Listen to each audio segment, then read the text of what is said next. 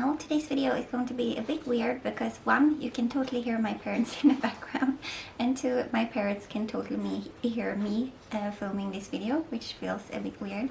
But today is going to be a finale to the makeup collection Roulette project, and this is a project that I'm doing in collaboration with my friend Sarah Seferin here on YouTube, which I always say in my updates. But yeah, I will have her listed in the description box so you can go and check her out. She just recently posted a new video in this project, so yeah, go and check her out. And I think she will be doing her finale now at the end of the year as well, or in January, I'm not sure. Because we've both kind of not gotten what we want out of this project, so we're just going to end it. But yeah, first I'm going to give you an update on the 5 items that I've been using since the last time, and then I'm going to give you some thoughts on this project in general and kind of what I've learned from this project. And as I said, I'm at my parents' place and I totally forgot to bring two of the items, so I only have 3 of them with me. I am wearing 2 of them, so I am wearing the ABH Dead Roses matte lipsticks. So this is one of her minis, and yeah, this is what it looks like on the tube, and this is what it looks like on my lips. It's a very dry formula, so I have to go in with a chapstick or something to moisturize my lips just right before applying this, because otherwise it's very, like, you know, when you have to tug it onto your lips. I don't like that feeling, so I always go in with a chapstick just right before applying these lipsticks. But then I really enjoy them and they last a long time, so yeah. As I said, this is what that one looks like, and I do really enjoy it. And then I also have this Huda Beauty Liquid Matte Lipstick in the shade Trendsetter. I did wear this twice. I didn't wear it like completely matte. I did always go in with either a chapstick underneath or a lip gloss on top, because liquid lipsticks are just not my favorite formula when you keep them matte. So I wore it twice and I do really enjoy the color. I think it's a nice nude on me because it's so warm and kind of a little bit darker. So yeah, I'm excited to have used this, and this will stay in my collection.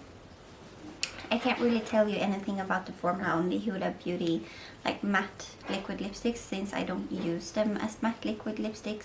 But yeah, there's nothing wrong with the formula. And then the third item I'm also wearing today, this is the Effect Foil Eyeshadow, and I'm not sure which color this is, but this is Y0036, I believe.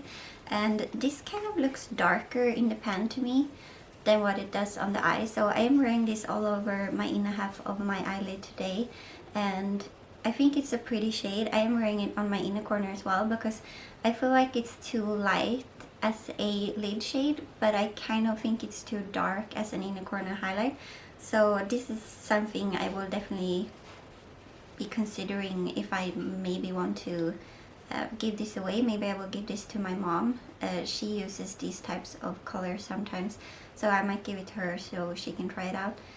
But yeah, this is not something that I feel like I necessarily need in my collection, but it's not this, I have no problems with it, basically more than the color, because I do feel like it works well on my eyelids. And then the 2 items that I do not have with me, one I did not use at all, and that is Nebula from Makeup Geek, which is a blue eyeshadow, like a blue matte eyeshadow, and I did my look today kind of inspired by that, just because I didn't have it with me. And yeah, so I can't tell you much about that one. But then I also have the Lioelee BB cream, like triple solution BB cream, and I did use that I think 3 times. I did mix it with other stuff, and then I think I tried to use it on its own once, but it's too dark for me. But I didn't have a problem with becoming super oily when I had it, so I think I'm gonna keep it for a while longer and see when I get a bit more of a tan, maybe I want to use it. But then it's in the summer and then I might be more oily, so I think I'm gonna keep it for now and then try it out one more time, and then I feel, yeah, then I will see what I think about it and if I want to keep it. So yeah, that was the update on all of the items that I've used for the past 2 weeks. And then let's talk a little bit about this project just in general. So I started this kind of the middle of the year, so I think it was in June we started this project, and since then I have gone through 70 items out of 667 in my spreadsheet. And if you remember from my intro, I had one list of products and then I didn't really like that list, so I did another list. And then what I've been changing is basically the eyeshadows.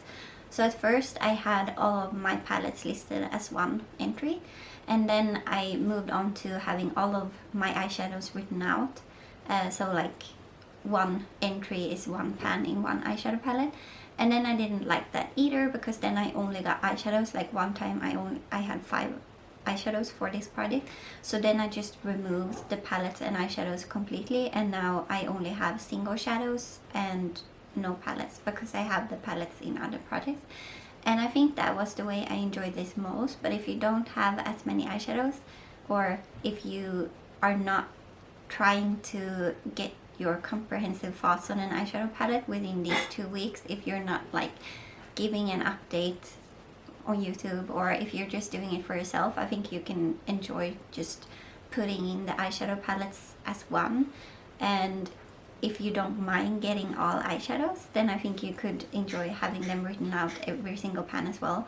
But yeah, that was not for me. But I did enjoy the structure that I have right now, where I have where I've taken out all of the eyeshadow palettes. But as I said, 70 out of 667 is not really, well, yeah, it's like a 10th, and I've done this project for 6 months, so I would have to do it for 5 years in order to go through all of these items. And I don't foresee myself doing this project for 5 years. Like, I'm ending it now, this is the finale, but I don't think I will be doing it again.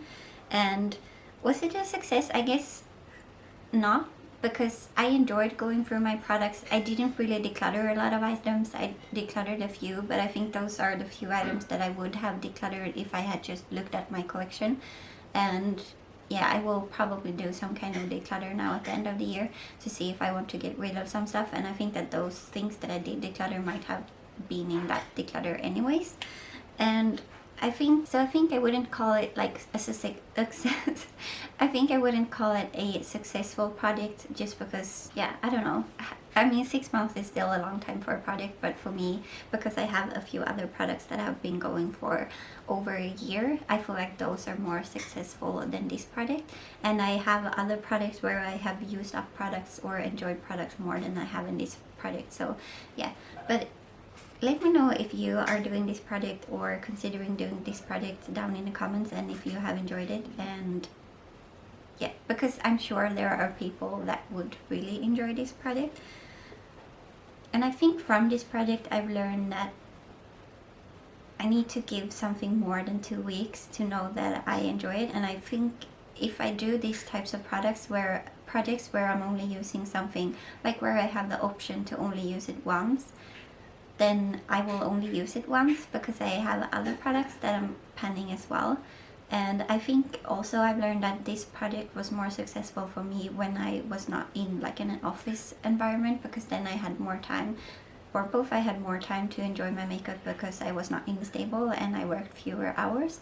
But now when I'm working full time, and I also have a horse that I take care of, and I just have so many other things, I don't think this was as good for me, I guess.